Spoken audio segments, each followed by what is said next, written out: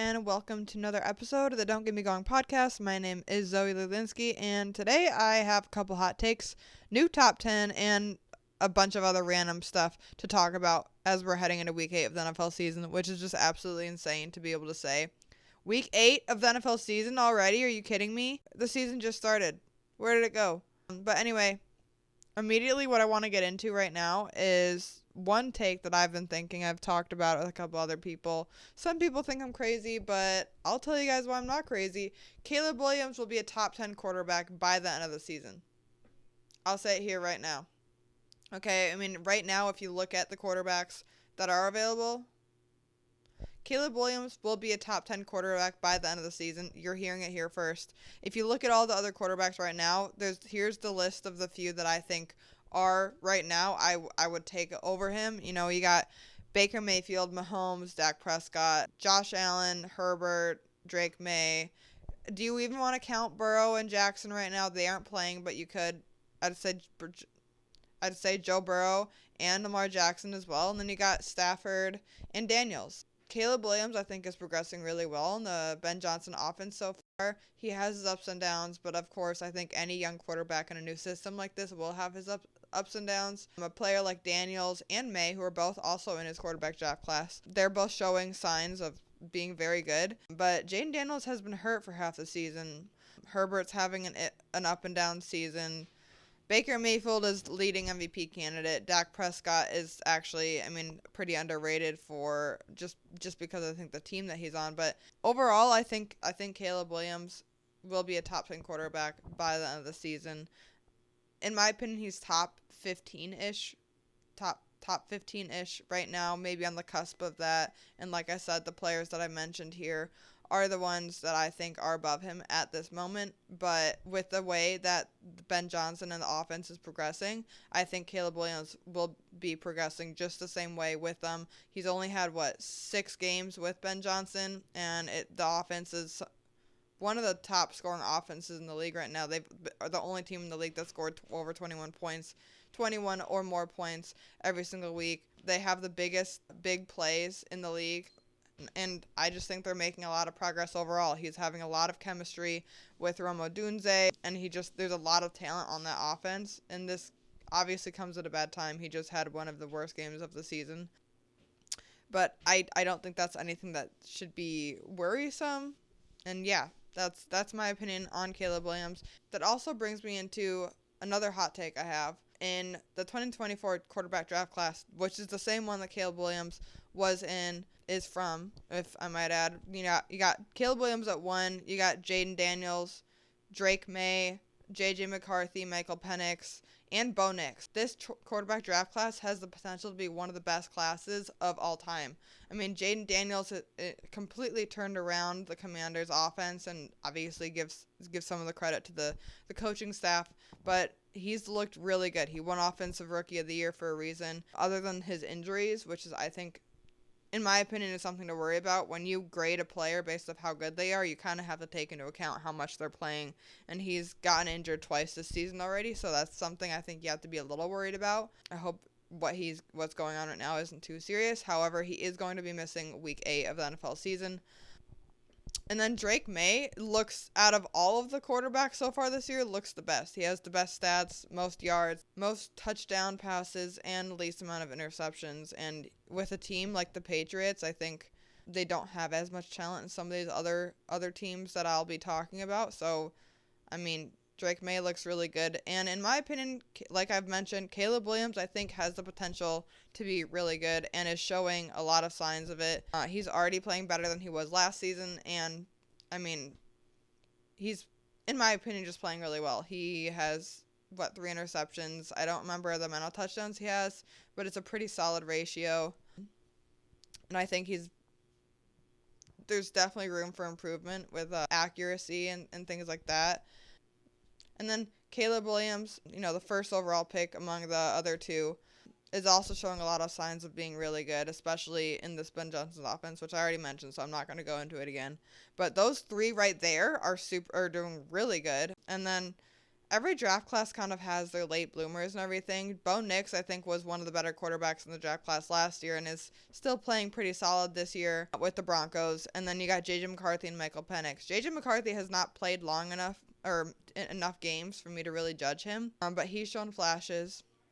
And I think Michael Penix has also shown flashes, except right now where we stand, I don't know. I'd be a little worried. He's definitely on the older side, but just taking into account those four quarterbacks of Caleb Williams, Drake May, Jaden Daniels, and Bo Nix, I mean, they're all very solid starters in this league. And I don't know how often you can say that about one singular draft class, getting four starters that I would start on my team. If I can pick any of those four guys to be on my team, I'd take any of them. I really would. I would take any single one of them.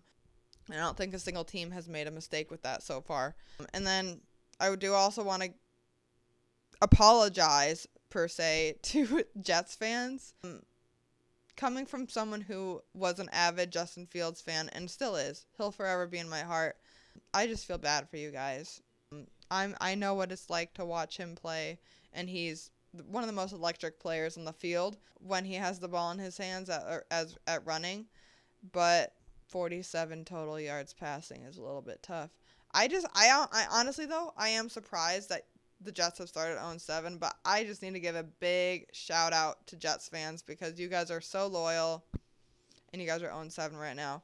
But I wouldn't worry about it too much. I think Aaron Glenn actually is going to be a pretty good coach. And in terms of other new coaches or coaches that are new to new teams, Raiders, I predicted them to be at least decent this year, and they just lost to the Chiefs without scoring any points. And mind you, they did have some players who were hurt, but that is just not this.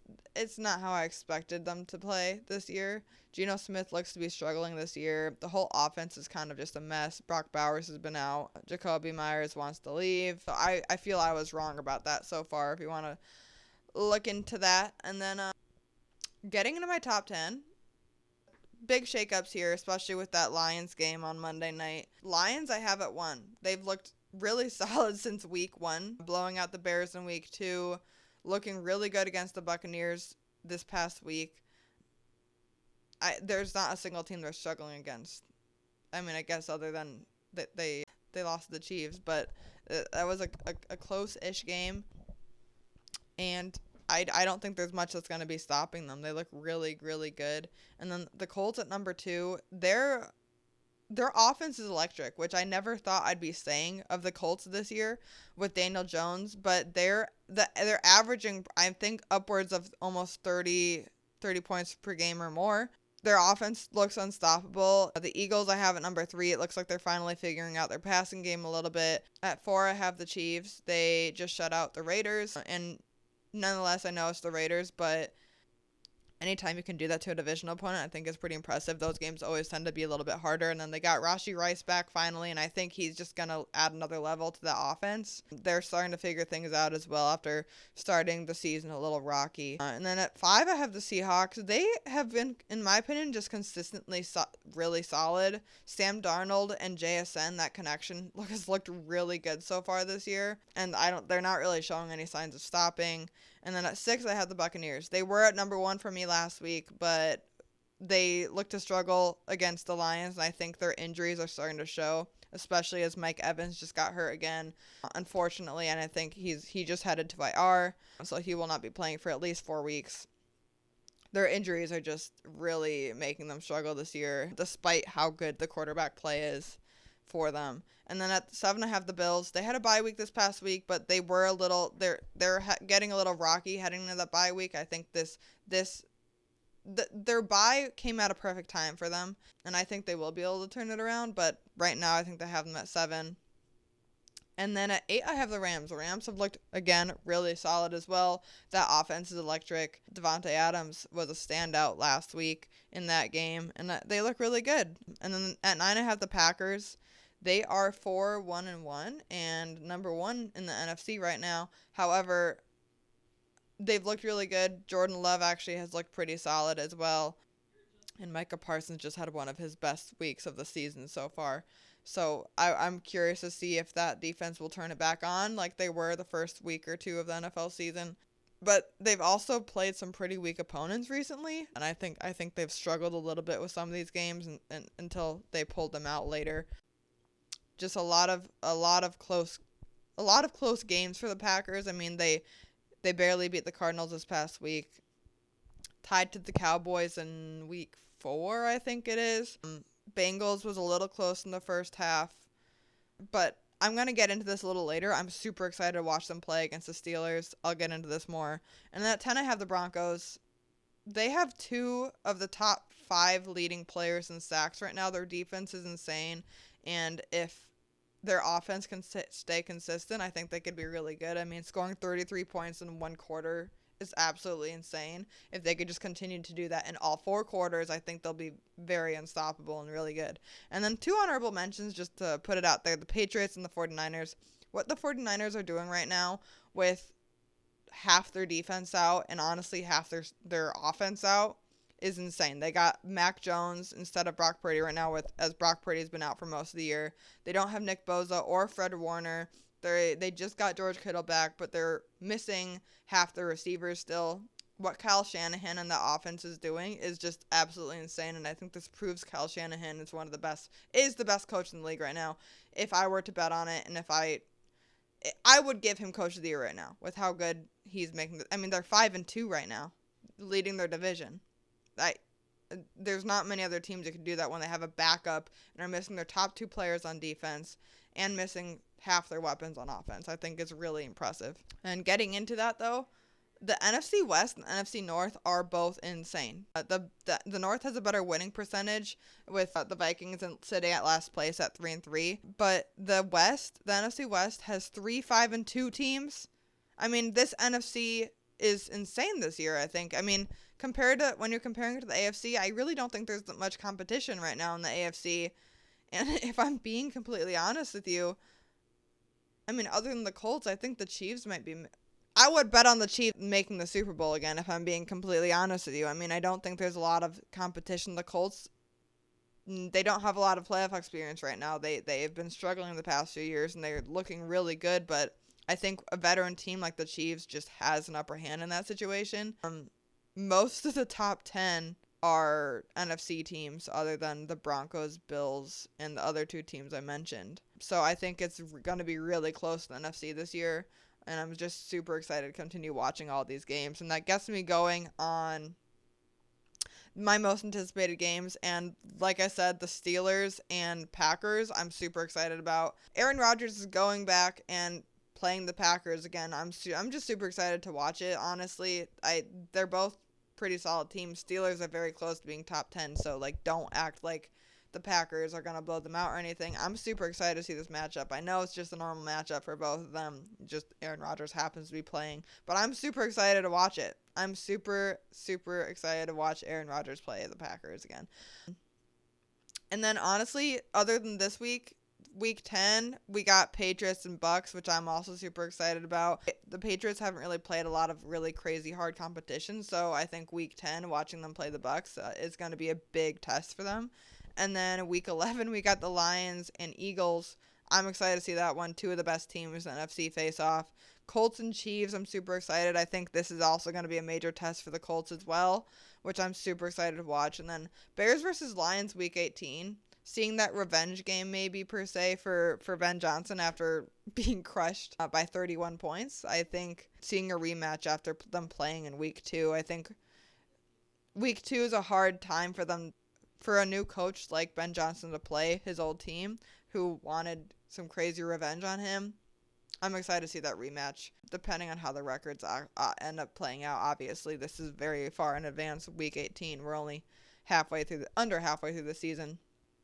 And then I'm also another NFC North divisional matchup, Packers and Lions. I'm excited to see that rematch with the Lions and Packers. Packers destroyed the Lions in week 1, and I think both the Lions, Bears, and Packers have kind of fought, like every team has gotten into the flow of things. So I'm really excited to see. Those are the main games that I'm super excited to see at first glance. There's definitely going to be more along the way as we go, but as we're heading into week 8, those are some of the games I'm really excited to see. And then also just another quick reminder, trade deadline is November 4th. which means that no team will be able to trade after that deadline. I'd love to see some movement of some of the defenders, defensive side of the ball and defensive ends. There's been a lot of rumors of Max Crosby, Jermaine Johnson, even Trey Hendrickson. I would honestly love to see the Bears make a move at one of these defensive ends. With how DeAndre Swift has been playing, I don't think it's a necessity to make a move at running back right now. We also have Kyle Monangai, who's looked really, really good and is a rookie, so I think he's making a lot of progress there as well, getting his first touchdown last week. Raiders, Dolphins, Titans are obviously all sellers. I think they should be completely selling their team and revamping, rebuilding. They all should be in rebuild mode. And then the Bears, like I mentioned, I think they should buy. The Bills, they could use just a little bit more help to get their offense back flowing and everything. I think that's part of the reason why they're on a little bit of a losing streak here. They need to get the offense flowing again. And after coming out of the bye week, I think it'd be a perfect time for them to make some type of move. 49ers, they're 5-2, but have so many injuries that I think for them to stay competitive with this competitive NFC conference, I think they should probably try to make a move. And then Chargers as well, I think could be buyers. They're maybe even more so than the 49ers are struggling with injuries. Almost their entire offensive line has been out with injuries, and it's very much affecting how they're playing. So those are just a brief little recap of what I think could happen during the deadline. I don't think there's usually that much movement, but I'd be excited to see what happens this year. And that's really all I have for today. So thank you guys. Don't get me going, and I'll see you guys next time.